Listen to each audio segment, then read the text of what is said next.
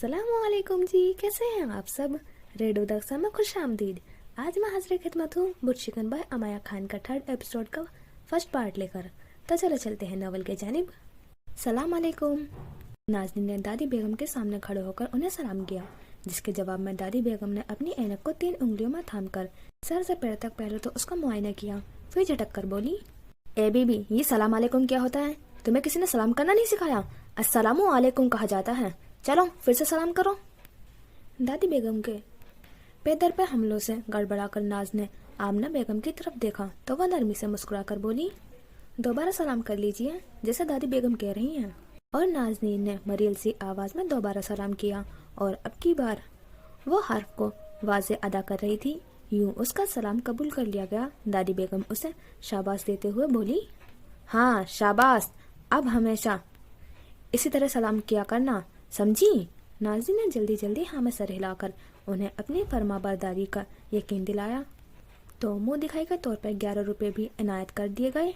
इसके बाद घर में मौजूद बाकी बुजुर्गों से तारुफ हासिल हुआ। सबिया बेगम ने निहायत रूखे अंदाज में उसके सलाम का जवाब दिया था। लाडली बेगम तो यूं सदके वारी जा रही थी जैसे वो बचपन से उनकी गोद में खेलती रही हो। घर भरा हुआ था, भांत भांत की आवाजें, छोटे छोटे बच्चों की भीड़, मोहल्लेदार भी नई नवेली दुल्हन को देखने के लिए जमा थे। नाज चकरा कर रह गई। आमना ने उसकी हालत देखकर आराम से सोफे पर बिठाया तो उसी वक्त जाने कहां से एक दुबला पतला लड़का भागता हुआ आया और नाज की गोद में जबरदस्ती चढ़कर बैठ गया। ये टीपू है, आपका देवर। आमना ने उसका तारुफ करवाया। ये गुलनाज का छोटा भाई है, पर उबैद इसे बहुत चाहते हैं, बहुत लाडला है उनका। उन्होंने प्यार से उसकी सर पर हाथ फेरते हुए उसे नाज की गोद से उतरने को कहा तो उसने इनकार कर दिया। नहीं, पहले भाभी मुझे पैसे देंगी, फिर उतरूंगा। और नाज, जो गोद में इतने बड़े बच्चे के हिलने जुलने से अपने कपड़ों के मसकने का अफसोस कर रही थी, हाथ में दबे 11 रुपए उसे थमाकर अपनी जान छुड़ाई। पैसे मिलते ही वो उछलकर गोद से उतरा और खेलने के लिए बाहर चला गया। जी तो नाज़नीन का भी यही चाह रहा था कि वो उठे और यहाँ से भाग जाए, लेकिन शायद पहली दफा अपनी ख्वाहिश पर फौरन अमल करना उसके लिए मुमकिन नहीं रहा था। 12:30 बजे के बाद वो ऊपर अपने कमरे तक पहुंच पाई थी। उबैद जरा देर को उसके पास आए थे और फिर अपने रिश्तेदारों के पास जाकर बैठ गए थे। उसका कमरा साफ कर दिया गया था। आमना ने उसे 2 घड़ी आराम करने का मशवरा दिया तो फौरन बिस्तर पर दराज हो गई और आमना वलीमे का जोड़ा इस्त्री करने लगी। नाज़नीन फकत आधा घंटा ही सोई थी कि आमना ने फिर से जगा दिया। और जाए भाभी नाज, ये जोड़ा पहन लें, फिर मैं आपको मेकअप कर दूंगी। ये ऑफर सुनते ही उसका जहन पूरी तरह बेदार हो गया था। वो उठकर बैठ गई। आमना आपा, अगर आपको बुरा ना लगे तो आज मैं खुद तैयार हो जाऊं? उसने रसानियत से पूछा। उसका सवाल सुनकर कपड़ों से मैचिंग चूड़ियां डब्बे से निकालती आमना एकदम चूड़ियां हाथ में से रखकर उसकी शक्ल देखने लगी। फिर समझ गई कि छोटी भाभी क्यों शादी वाले दिन उनका हुनर पसंद नहीं आया, मगर बात बढ़ाने का क्या फायदा। उन्होंने कुछ सोचते हुए आगे बढ़कर दरवाजा बंद किया और अंदर से चटकनी चढ़ा दी। फिर नाज़नीन को वलीमे का जोड़ा पकड़ाते हुए कहा, आप कपड़े बदल कर आएं और फिर जैसा चाहें तैयार हो जाएं, बस किसी को कुछ बताइएगा नहीं, वरना अम्मी बेगम गिनकर मुझे 100 जूते लगाएंगी। नाज ने खुश होकर अजबात में सर हिलाया और कपड़े बदलने के लिए बाथरूम में चली गई। बाहर निकलकर उसने अपने जहेज का मेकअप बॉक्स खोला और ड्रेसिंग टेबल के सामने बैठ गई। आमना एक तरफ बैठी उसको एक दिन की दुल्हन को एतमाद के साथ खुद को सजाते संवारते देखती रही। मेकअप के बाद उसने आमना की तरफ देखा तो वह मुस्कुराते हुए खामोशी के साथ उठकर उसे जेवर पहनाने लगी। फिर बालों में बेले की कलियां सजाकर दुपट्टा ओढ़ा दिया। लगता है उबैद की शादी का सदमा गुलनाज ने दिल पर ले लिया। देखो तो कैसी कमजोर हो गई है, आंखों के गिर्द हल्के भी पड़ गए हैं। नींदें ही उड़ गई होंगी बेचारी की तो। दबी दबी सरगोशियां आसपास ही कहीं सुनाई दे रही थी, नाज़नीन और लाडली बेगम दोनों को। नाज ने चौंक कर उन 2 औरतों की जानिब देखा जो ट्रे में चाय के कप को पेश करती गुलनाज को देखकर आपस में बात कर रही थी। लाडली बेगम ने गौर से नाज़नीन के चेहरे को देखा। बिलाशुबा वो औरतों की गुफ्तगू से कुछ उलझी उलझी नजर आ रही थी। मौका अच्छा था जिसे लाडली बेगम ने गवाना हरगिज मुनाजिब नहीं समझा। गुलनाज से होशियार रहना, लाडली बेगम नाज की जरा से नजदीक होकर कहने लगी। नाज ने हैरान होकर गर्दन मोड़ी। क्यों? देखने में बहुत मासूम नजर आती है, पर घुन्नी है पूरी। भाभी बेगम पर तो यूं मानो जैसे जादू कर रखा है। अतात गुजारी, खिदमत और फरमाबरदारी के ढोंग रचाते। नहीं थकती, बचपन से उसी घर में रहती हैं।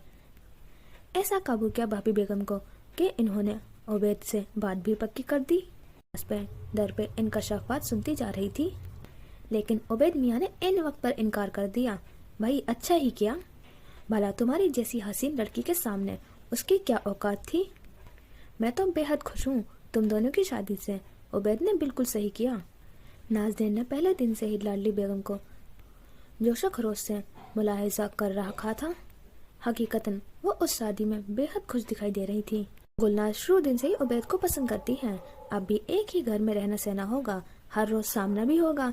बस तुम उबैद को जरा लगाम डाल कर रखना और गुलनाज पर भी निगाह रखना।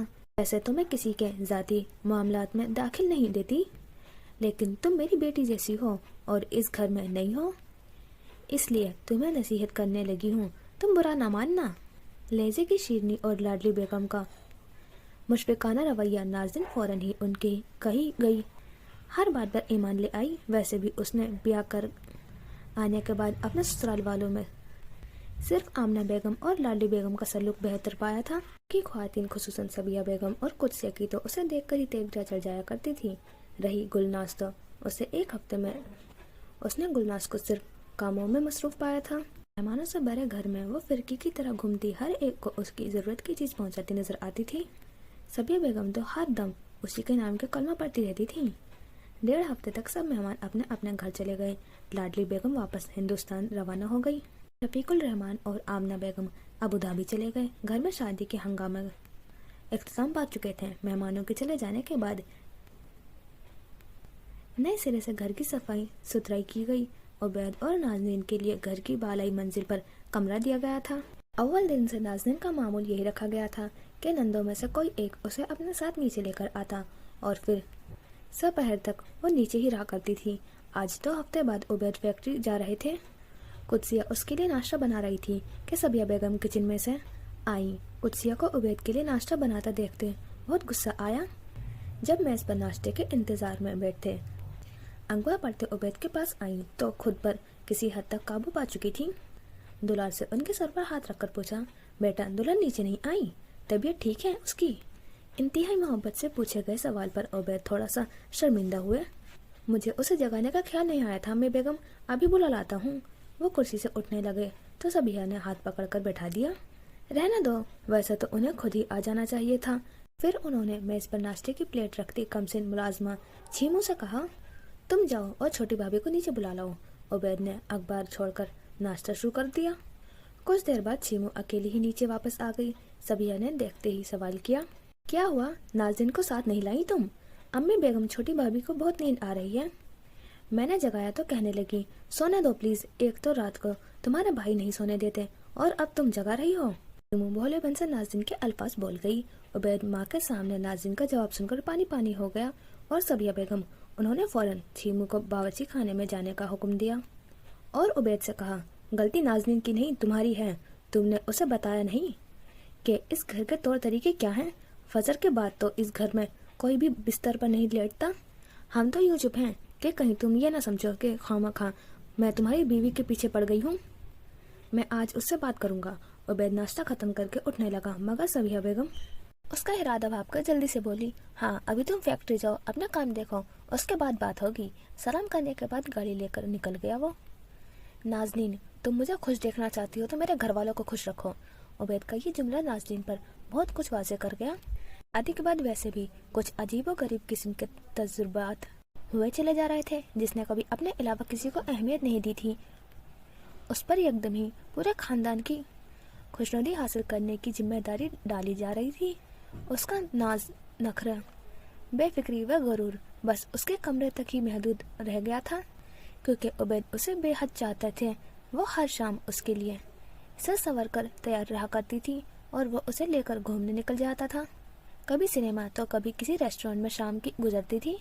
शादी के फौरन बाद नाज को हनीमून पर जाने की ख्वाहिश थी, लेकिन उबैद ने उसे यूँ समझाया कि जॉब में तो छुट्टी मिलना आसान होता है, मैं अपने बिजनेस को इतने दिनों तक किसके हवाले कर जाऊं?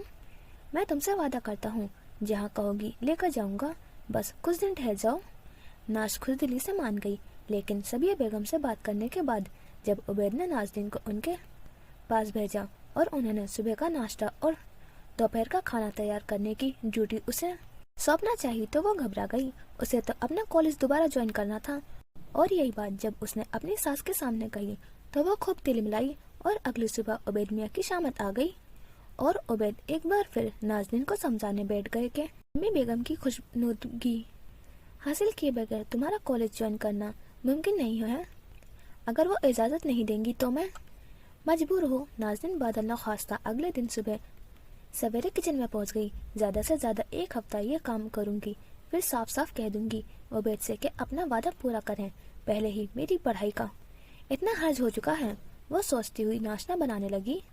एक दिन पहले ही उसने सबको खीर बनाकर खिलाई थी, जो उसके हिसाब से तो ठीक ठाक थी, लेकिन मेज पर बैठे घर के तमाम अफराद एक चम्मच खाते ही कुछ चुप से हो गए। चीनी थोड़ी ज्यादा है, दूध सही से काढ़ा नहीं गया, मेवा बारीक नहीं कुतरा, सही घुली नहीं। बज़ाहिर कुछ सबिया बेगम और दादी बेगम ने आपस में किए जाने वाले तबसरे का हदफ असल में कौन था वो अच्छी तरह समझ रही थी। अब्बा मियाँ ने 2 चम्मच खाकर उठते हुए रस्मन उसके सर पर हाथ रखा और इनाम में कुछ रुपये भी दिए, लेकिन उनके रवैये में भी वो करम जोशी मफकूद थी जिसकी वो तवक्को कर रही थी। बहुत मेहनत की थी उसने, और ये सब लोग खा भी रहे थे और बुरा भी कर रहे थे। अपने घर में होती तो अब तक खीर का प्याला उठाकर खाने वालों के सर पर उंडेल चुकी होती, लेकिन अब वो मायके में नहीं ससुराल में थी। अपनी तौहीन करने वालों का मुंह तोड़ देना इतना भी आसान नहीं होता, अब उसे समझ में आने लगा था। सबिया बेगम को उसकी हर बात पर एतराज हुआ करता था।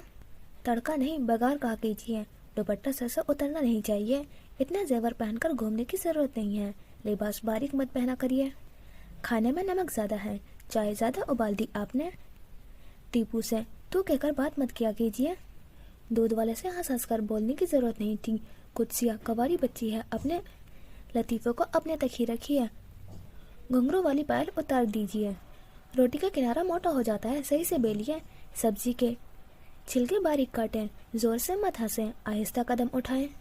नाज़नीन हिदायत सुन सुनकर पागल होती जा रही थी। हर रोज एक नई बात, वो क्या करती क्या ना करती। जाहिर आप जनाब कहकर तमीज से बात करती। सास के लहजे में दांत पीसने की आवाज वाज़े तौर पर सुनाई दिया करती थी। ऊपर से हर दम गुलनाज से उसका मुकाबला किया जाता, जिसने उसकी मौजूदगी में खाला के पास आना जाना भी तर्क कर दिया था। 1-2 बार शुरू में जब उसके होते हुए गुलनाज सबिया बेगम के पास आकर बैठी तो उनकी ज़माइने गुफ्तगू सुनकर बेहद घबराई। उसकी तारीफ करते हुए नाज़रीन को उसकी मसाले देते हुए बलाशुबा वो अपनी बहू को नीचे दिखा रही थी, और गुलनाज को ये सब अच्छा नहीं लगा था। नाज़रीन जो फकत 1 हफ्ते से ज्यादा सारे काम करने का हरगिज इरादा नहीं रखती थी, 1 महीना गुजर जाने के बावजूद भी सास के मुंह से तारीफ कलामात सुनने की हसरत लिए बैठी थी। वो तंग आ गई थी और उसने उबैद को साफ अल्फाज में जता दिया कि अब वो मजीद नहीं रुकेगी और 2 दिन बाद हर सूरत अपनी पढ़ाई दोबारा शुरू करने का कॉलेज जाएगी। उबैद के पास अब कोई बहाना नहीं बचा था। उन्होंने नाज से वादा कर लिया था कि अगले दिन अम्मी बेगम से इजाज़त जरूर हासिल करेंगे, लेकिन ऐसा हो न सका। अगली सुबह नाज़नीन की तबीयत थोड़ी खराब हुई। डॉक्टर को दिखाया तो उसने उबैदुल रहमान को बाप बनने की खुशखबरी दे दी। खुश तो नाज़नीन भी हुई थी और घर वाले भी। नाज के दोबारा याद दिलाने पर उबैद ने भी मौका गनीमत जाना और सबिया बेगम से नाज़नीन के दोबारा पढ़ाई शुरू करने की इजाज़त मांगी। ऐसी बात कर रहे हैं उबैद मियाँ, पहला बच्चा है, हर तरह की एहतियात लाजिम है। अरे हम तो अपनी प्यारी बहू को हरगिज अपनी नजरों से दूर नहीं जाने देंगे। बस हमारी गोद में पौधा आ जाए, फिर आप जहाँ चाहें भेज दीजिएगा इन्हें। माँ की मोहब्बत देखकर उबैद आगे से एक लफ्ज बोलने की हिम्मत न कर सके और नाज को भी मना कर दिया कि वो भी कुछ न कहे। नाज़नीन खामोश रह गई, लेकिन आखिर कब तक चुप रहती। नाज़नीन की सालगिरह थी। उबैद ने एक रात पहले ही गोल्ड की खूबसूरत से खरीद कर पहले अम्मी बेगम को दिखाए कि नाज को तोहफतन देना चाहता हूँ। अच्छे हैं उबैद मियाँ, बेहद खूबसूरत हैं, मगर अभी से देने की क्या जरूरत है। सोने की चीजें तो बीवी को बच्चे के पैदाइश पर दी जाती है। ऐसे 2 और खरीद लाइएगा, भले ही डिजाइन मुख्तलिफ हो पर हम वजन हो। आपके बच्चे की पैदाइश पर दोनों बहनों को भी सोने की चीजें दी जाएंगी, यही रिवाज है। उबैद कुछ न कह सके।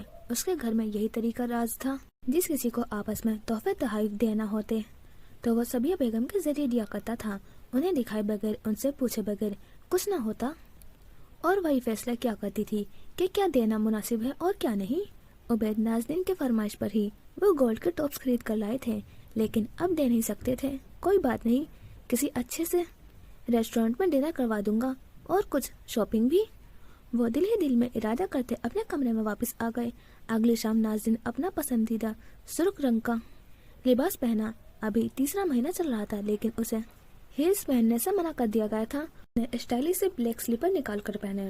वो नेहा दिल लगाकर तैयार हुई और उबैद का इंतजार करने लगी, जिसने सुबह उसे फूलों का बुके देकर विश किया था और रात को उसके पसंदीदा चाइनीज रेस्टोरेंट में डिनर करवाने का वादा किया।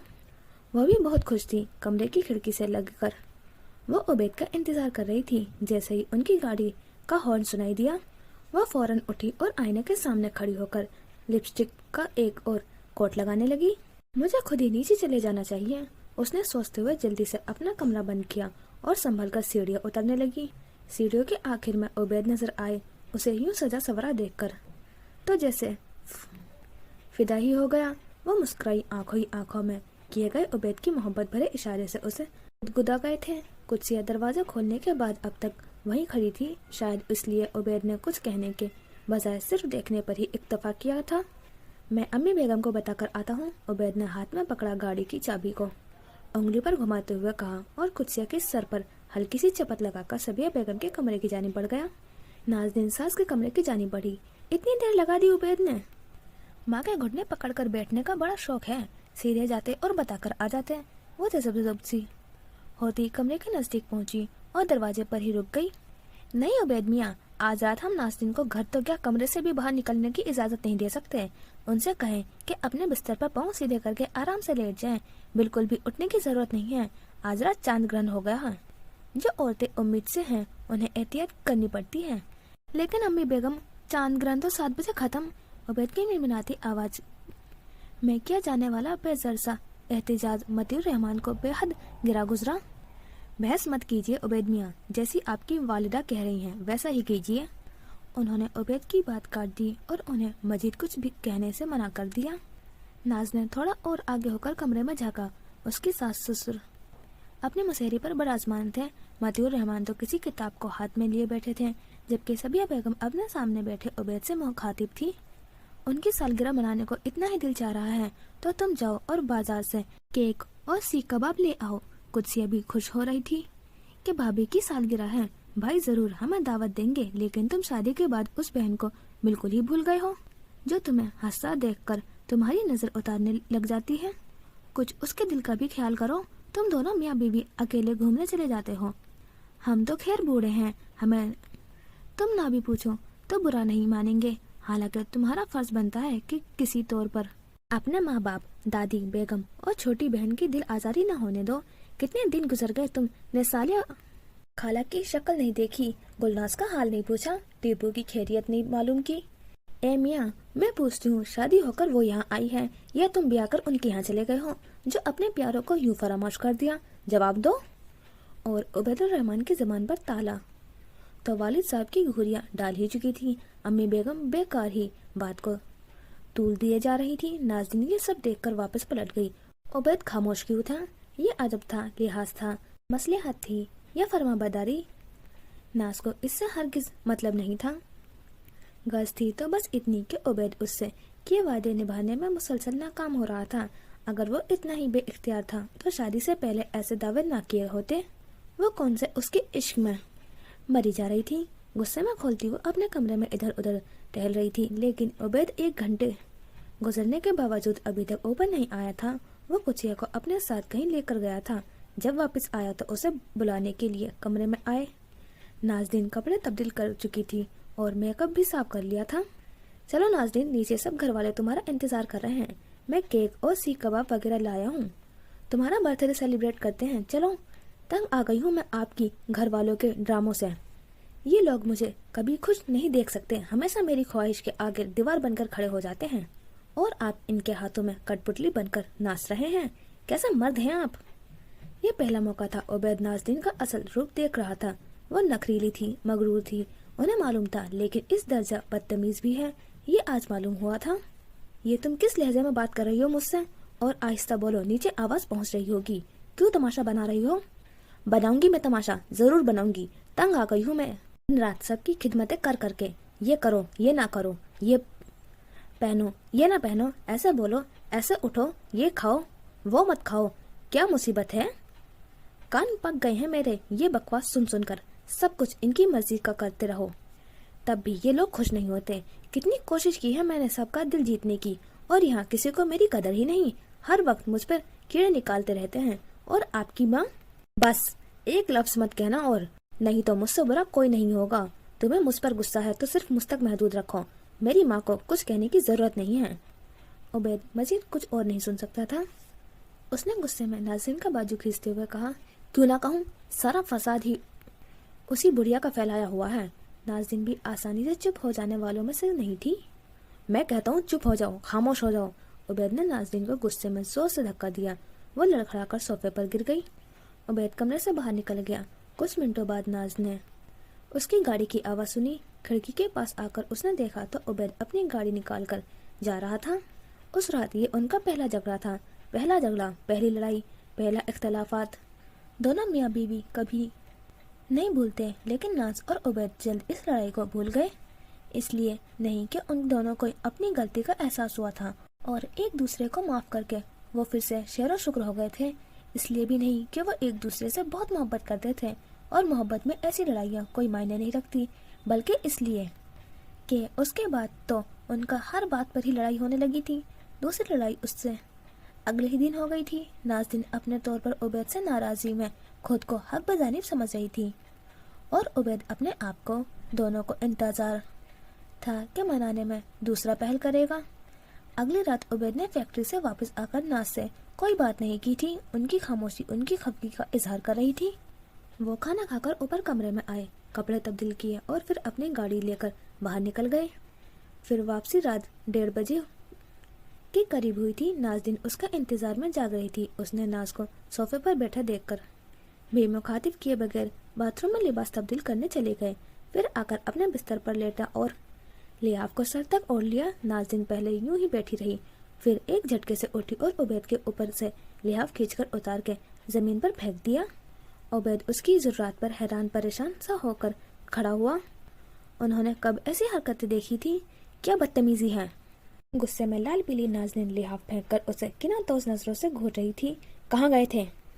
اس کا لہجہ بے حد سخت اور بے لحاظ تھا۔ عبید نے کوئی جواب نہیں دیا۔ ناز اب کی بات ذرا زور سے چلا کر بولی، میں پوچھ رہی ہوں کہاں چلے گئے تھے؟ عبید تیزی سے بیڈ سے نیچے اتر کر اس کے مقابل کھڑے ہوئے۔ دیکھو نازنین، اس کے گھر میں ایسی چیخیں دہاڑ کبھی نہیں ہوئی تھی۔ تمہیں جو بات کرنی ہے آرام سے کرو، میں تمہارے سامنے کھڑا ہوں۔ انہوں نے خود پر ضبط کرتے ہوئے دبی آواز میں اسے سمجھانے کی کوشش کی، نہیں کروں گی میں آرام سے بات۔ وہ اور زور سے چیخی، مجھے میری سوال کا جواب چاہیے۔ بولے، کہاں رات گزار کر آ رہے ہیں؟ عیاشی کرنے گئے تھے؟ بولے، جواب دیں۔ اور عبید کا ہاتھ اس تیزی سے گھوما تھا کہ نازنین کو اپنا جبڑا ٹوٹا محسوس ہوا۔ ہاں، گیا تھا میں عیاشی کرنے، اور اب ہر رات جایا کروں گا۔ اور کان کھول کر سن لو، آئندہ اگر تم نے مجھ سے اس لہجے میں بات کی یا حلق سے اونچی آواز نکالی تو میں تمہارا منہ توڑ دوں گا۔ نازنین تکلیف کی شدت اپنے گال پر ہاتھ رکھے رو پڑی۔ عبید نے اسے روتا چھوڑ کر زمین پر گرا لحاف اٹھایا اور دوبارہ اوڑھ کر بستر پر لیٹ گئے۔ اگلے دن صبح الماری کے بار بار کھلنے اور بند ہونے کی آواز نے عبید کو بیدار کیا۔ آنکھ کھلنے کے کچھ لمحوں تک تو کچھ سمجھ نہیں آیا کہ یہ شور کیسا ہے۔ پھر انہوں نے لحاف سرکا کر ذرا سی گردن اٹھائی تو سامنے ہی ناز الماری سے کپڑے نکال کر سوٹ کیس میں رکھتی دکھائی دی۔ اس کی آنکھ پوری کھل گئی اور یہ بھی یاد آ گیا کہ رات کو کیا ہوا تھا۔ فوراً اٹھ کر بیٹھ گئے۔ یہ کیا کر رہی ہو؟ وہ بستر سے نکل کر اس کے پاس آ کر کھڑے ہو گئے اور اس کا ہاتھ پکڑ کر بولے، اتنی سی بات پر گھر چھوڑ کر چلی جاؤ گی؟ نازنین نے نہایت غصے سے اسے دیکھا۔ معافی تلافی شرمندگی کچھ بھی نہیں، الٹا اس کے کہا جا رہا تھا کہ اتنی سی بات پر گھر چھوڑ کر جانے کی کیا ضرورت ہے؟ اس نے اپنا ہاتھ جھٹک کر اس کی گرفت سے آزاد کیا۔ اتنی سی بات ہے تو اٹھ کر کیوں آ گئے؟ جائیں، جا کر سو جائیں۔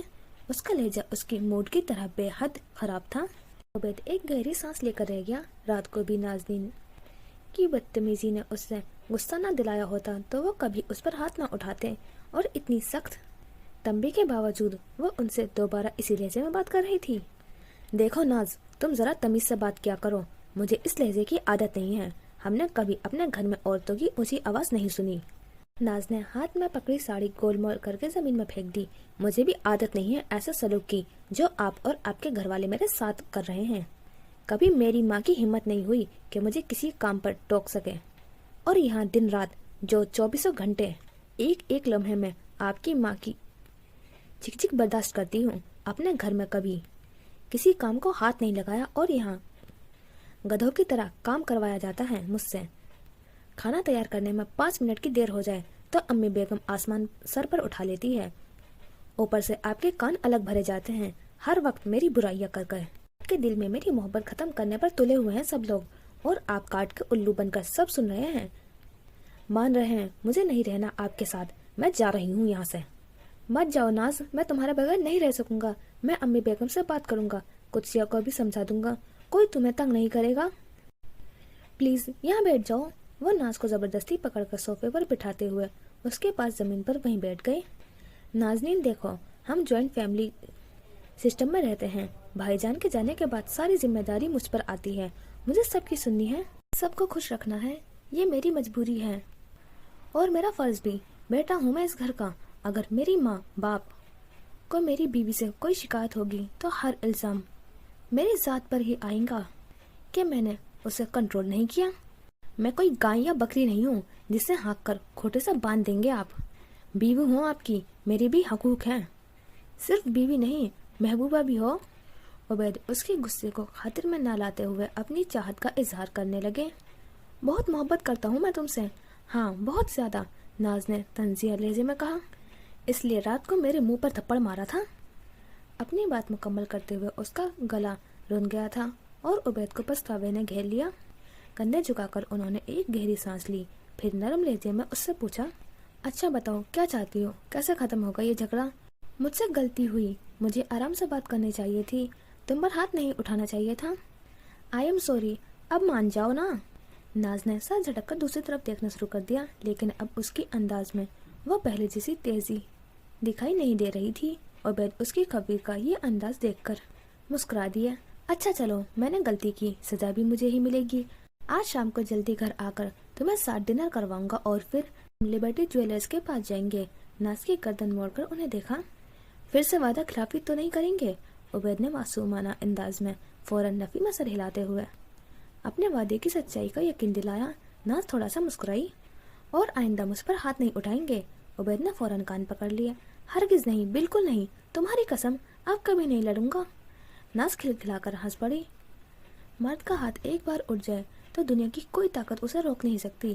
عبید نے اگر صرف اپنی غلطی سمجھ کر یہ وعدہ کیا تھا تو شاید نبھا ہو جاتا۔ ان کا خیال تو یہ تھا کہ ناز کی بدلحاظی نے انہیں ہاتھ اٹھانے پر مجبور کیا تھا، حقیقت بھی یہی تھی، لیکن صرف چند ہی مہینوں بعد پھر ایسے حالات پیدا ہو گئے کہ عبید نے نازنین پر ہاتھ اٹھایا اور پھر مارتے ہی چلے گئے۔ ایٹلانٹائٹ دیوی آرٹیمین کی چہتی آرکٹوین شکاری تھی جسے اس کا باپ گھنے جنگل میں مرنے کے لیے چھوڑ گیا تھا۔ وہاں اس کی پرورش ایک مادہ ریچھ نے کی جس کا اپنا بچہ شکاریوں کے ہاتھوں ہلاک ہو چکا تھا۔ اس مادہ ریچھ کا پیچھا کرتے شکاری چند ماہ بعد اس کے گھر تک پہنچے تو وہاں اس کی شیرخوار بچی کو زندہ سلامت دیکھ کر حیران رہ گئے۔ انہوں نے ایٹلانٹے کو اپنی تحویل میں لے لیا اور اسے بیٹی بنا کر پالا۔ وہ بڑی ہوئی تو شکاریوں نے اسے اپنے گروہ میں شامل کر لیا اور اس کی تربیت شروع کر دی۔ اپنے شکاری ٹولے کے ساتھ اس نے کیلیڈونین بور کو تلاش کر کے مارنے کی مہم میں حصہ لیا اور اس جنگلی سور کو مارنے کے بعد اس کی کھال انعام کے طور پر حاصل کی۔ یوں اس کی شہرت شہنشاہ تک جا پہنچی جو اس کا باپ تھا، اور اب نہایت فخر سے اسے اپنی بیٹی تسلیم کرنا چاہتا تھا۔ اسی گھر سے وہ ایٹلانٹے کو زبردستی اپنے ساتھ محل واپس لے آئے۔ ایٹلانٹے جنگل کی آزاد فضا میں پلی بڑی تھی، اسے محل کی پابندیاں اداس کرنے لگی۔ شہنشاہ آئسس نے اس کی شادی کا ارادہ کیا تو ایٹلانٹا نے عجیب و غریب شرط پیش کر کے باپ کو حیران کر دیا۔ اس نے مطالبہ کیا کہ اس کی شادی کا خواہش مند ہر امیدوار اس سے فردن ریس میں اس سے مقابلہ کرے۔ जो उसे हराने में कामयाब हुआ वो उसी से शादी करेगी, वरना उसे कत्ल कर देगी। एटलांटे को रेस में हराना नामुमकिन था क्योंकि वह बहुत तेज रफ्तार थी। आइसिस के पास सिवाय उस शर्त को तस्लीम करने के और कोई रास्ता ना था। मुकाबला शुरू हुआ और चंद दिनों में बहुत से नौजवान अपनी जान से हाथ धो बैठे। एटलांटे पहले उन्हें रेस में हराती, फिर मौत के घाट उतार देती। उस खून रेस मुकाबले में बहुत से नौजवान को उस इरादे से दस्तबरदार कर दिया गया और वो पीछे हटते गए। मिलेनियन एटलांटे को देखते ही उसकी मोहब्बत में गिरफ्तार हो गया था। वो खुद भी एक खूबरू नौजवान था और एटलांटे के हुस्न ने गोया उसे महबूद कर दिया था। वो देवी एफ्रोडाइटिस के पास मदद की दरख्वास्त के लिए लेकर पहुंचा तो देवी ने उसे 3 सोने के सेब मरहमत फरमाए और रेस में कामयाबी का घर भी समझाया। रेस शुरू हुई। हमेशा की तरह एटलांटे उस बार भी अपने मुकाबले से चंद लम्हों के आगे निकल गई थी कि अचानक उसे अपने सामने सोने का सेब जमीन पर लुढ़का नजर आया। एटलांटे औरत थी, सोने का सेब देखकर खुद पर काबू ना रख सकी और रुककर उसे उठा लिया। इसी दौरान मेलानिया ने उससे आगे निकलते में कामयाब हो गया, मगर बहुत जल्द एटलांटे दोबारा उससे पीछे छोड़ गई। वह मेलानियन से 2 कदम ही आगे बढ़ी थी कि उसने फिर एक सेब उछाल दिया, जिसे उठाने के लिए वो झुकी और मेलानियन का आगे बढ़ गया। अब वो दोनों इख्तिताम के करीब थे। तमाशाइयों को नजर आ रहा था कि एटलांटे एक बार फिर मेलानियन को पीछे छोड़ जाएगी और उसने आखिरी सेब भी उछाल दिया, मगर इस बार एटलांटे को वो सोने का सेब उठाना बहुत महंगा पड़ गया था। वो रेस हार गई थी। इसके बाद उन दोनों की शादी हो गई। मेलानियन बहुत खुश था कि आसमानी देवताओं ने किसी बात से नाराज होकर उन दोनों मियाँ बीवी को इंसान से जंगली शेरों में तब्दील कर दिया। आखिरी सांस तक वो दोनों माप खाने में कैद एक दूसरे से लड़ते झगड़ते रहे, खून पीते नोचते झंझोड़ते रहे, यहाँ तक कि खत्म हो गए। एक गहरी सांस लेकर उबैदुल रहमान ने यूनानी मैथोलॉजी की किताब बंद कर दी और साथ लेटी नाज़नीन की तरफ देखा। वो अक्सर रात को सोने से कबल कोई किताब पढ़ा करते थे। आज नाज जल्दी सो गई थी और उन्होंने नाज़नीन के शेल्फ से ये किताब निकाली थी, जिसे पढ़ने के बाद जाने की उबैद को महसूस हुआ था जैसे नाज अटलांटे हो और वो मेलानियन। ना जाने क्यों नाज़नीन का जिस्म कदर बेडोल होता जा रहा था। 5वां महीने का आगाज होते ही उसकी बहुत सी मुश्किलात में भी इजाफा हो गया था। बार बार सीढ़ियाँ उतारना चढ़ना एक आजाब लगने लगा था। उसने उबैद से कहकर अपनी जिम्मेदारियों में तखफीफ चाही, जो सबिया बेगम की इजाज़त के बगैर मुमकिन नहीं थी। उबैद मियाँ, आप मर्द हैं, इन मामलात को नहीं समझ सकते। नाज़नीन भी पहली दफ़ा माँ बनने जा रही है। उन्हें क्या खबर, ऐसी हालत में चलते फिरते रहना चाहिए। माँ और बच्चे दोनों सेहतमंद रहते हैं। आप नाज़नीन को समझाएं और ज़्यादा मुश्किल हो तो उनसे कहें दोपहर में ऊपर ना जाया करें, यहाँ कुदसिया के कमरे में आराम कर लिया करें। रात का खाना खाकर ऊपर चली जाएं आपके साथ। सबिया बेगम ने अपना फैसला सुना दिया और बात खत्म हो गई। नाज़नीन के लिए ऐसा करना मुमकिन नहीं था। उसे कुछ वक्त अकेले गुजारना था, सुकून व इत्मीनान से। सुबह का नाश्ता बनाने के बाद वो दोपहर के खाने की तैयारियों में मसरूफ हो जाती थी। कुदसिया और गुलनाज दोनों कॉलेज जाया करती थी। सब काम उसे अकेले ही करने पड़ते थे। कॉलेज से वापस आकर कुदसिया खाना खाने के बाद बर्तन समेटने में उसकी मदद करवाती थी, लेकिन साथ साथ ज़ुमैना तंजिया गुफ्तगू का सिलसिला भी चलता रहता था। सबिया बेगम ने कभी अपनी बेटी को नहीं टोका था, बल्कि अक्सर औकात वो दोनों माँ बेटी बज़ाहिर आपस में बातें करती, उसे बातें सुनाती रहती थी। गुलनाज का रवैया कदर बेहतर था, लेकिन नाज़नीन उससे सख्त बदगुमान थी। लाडली बेगम के अल्फाज उसे अभी तक याद थे। उसकी सारी अच्छाई नाज को ढोंग महसूस होती थी, जिसे वह उबैद को खुश करने के लिए रचा रही थी। एक शाम सबिया बेगम और कुदसिया किसी काम से बाजार गई हुई थी। उबैद के घर में दाखिल होते ही उसने बाहर खाने की फरमाइश कर दी। अभी उबैद ने कुछ जवाब नहीं दिया था कि टीपू भागता हुआ उसके पास आया। आज बाजी ने मसाला भरी भिंडियाँ और रोगनी रोटी बनाई है। उबैद भाई, आप हमारे साथ खाना खाएंगे? अच्छा, खाना लगाओ, मैं अभी कपड़े तब्दील करके आता हूँ। वह नाज को वहीं खड़ा छोड़कर ऊपर चले गए। नाज ने खशमगी निगाहों से सामने खड़ी टीपू की तरफ देखा तो वह घबराकर वहां से हट गया। कुछ देर जलने कुड़ने के बाद वो भी ऊपर गुलनाज के पोर्शन में चली गई। वाह भाई, मजा आ गया, उबैद ने हर्षाश बसास लहजे में गर्मा गर्म रोटी सामने लाकर रखती गुलनाज की मेहनत को सराहा, जिसे सुनकर गुलनाज के चेहरे पर मुस्कान आई थी। वही नाज़रीन के माथे पर शिकने नुमादार हुई थी, लेकिन खामोश रहना उसकी मजबूरी बन चुका था। शादी से पहले उबैद की वालहाना मोहब्बत के इजहार ने उसे जिस गलत फहमी में मुब्तला किया था, वह जिंदगी भर उनके दिल और घर पर राज करने वाली थी। वो अब दूर हो चुकी थी। अपने तौर पर वो नाज की नाज बर्दारी किया करते थे, मगर उनकी हर बात अम्मी बेगम नहीं मानेंगी, आप बमिया से पूछना पड़ेगा से शुरू होकर उसी पर ख़त्म हो जाती थी। नाज के लिए सब कुछ नाकाबिले कबूल था। उबैद पूरे खानदान के बारे में पहले सोचते थे, फिर उसकी बारी आती थी। कोई नया सूट खरीदने लगती तो कुदसिया और गुलनाज के लिए भी लेना पड़ता। उसने कभी अपनी बहनों से शराकतदारी नहीं रखी थी, और यहाँ उसकी हर ज़ाती चीज़ें उबैद के घर वालों की नज़र में भी और इस्तेमाल में भी थी। उबैद अब भी अक्सर रातों को देर तक घर से बाहर रहा करते थे अपने दोस्तों के साथ। हाँ, इतना करम ज़रूर किया था उन्होंने कि नाज की फरमाइश पर कमरे में टीवी लाकर रख दिया था, मगर वो टीवी से भी कब तक जी बहलाती। उसने दोबारा पेंटिंग और स्केचिंग शुरू कर दी। कुछ अधूरे प्रोजेक्ट्स वो अपने साथ ले आई थी, उन्हें बनाना शुरू कर दिया तो वक्त आसानी से कटने लगा। ये तो बहुत खूबसूरत पेंटिंग बनाई है तुमने, उबैद ने एक दिन उसकी वाटर कलर पेंटिंग को देखकर तारीफ की थी। अभी नाज़नीन अपनी तारीफ पर जी भरकर खुश भी नहीं हुई थी कि उबैद के अगले जुमले ने उसे सुलगा कर रख दिया। उसने कहा, मैं इसे फ्रेम करवा कर अम्मी बेगम के कमरे में लगवाऊंगा। नाज़रीन ने झपट कर अपनी पेंटिंग उनके हाथ से छीन ली। कोई ज़रूरत नहीं है, ये पेंटिंग मैं किसी को नहीं दूंगी, ये मैंने अपने घर के लिए बनाई है। अपना घर? बावजूद नाज की बदतमीजी के उबैद ने नरमी से पूछा। हाँ, मेरा नया घर, उसने इत्मीनान से अपनी पेंटिंग रोल करते हुए जवाब दिया। ये तुम्हारा ही घर है तो नया बनाकर क्या करोगी? क्या मतलब है आपका? हम क्या सारी उम्र एक कमरे के गुजारा करेंगे? अपनी औलाद को इसी छोटे से कमरे में जमीन पर सुलाएंगे क्या? लेकिन मैं अपने माँ बाप को छोड़कर नहीं जा सकता। भाईजान भी यहाँ नहीं है, हम यहीं रहेंगे इनके पास। नाज़रीन के ख्यालात जानकर उबैद ने मुनासिब समझाकर लोग अल्फाज में अभी से वाज़ह कर दिया कि उसे अलग घर दिलवाने मुमकिन नहीं है, और जहाँ तक औलाद को जमीन पर सुलाने का सवाल है, ऐसा नहीं होगा।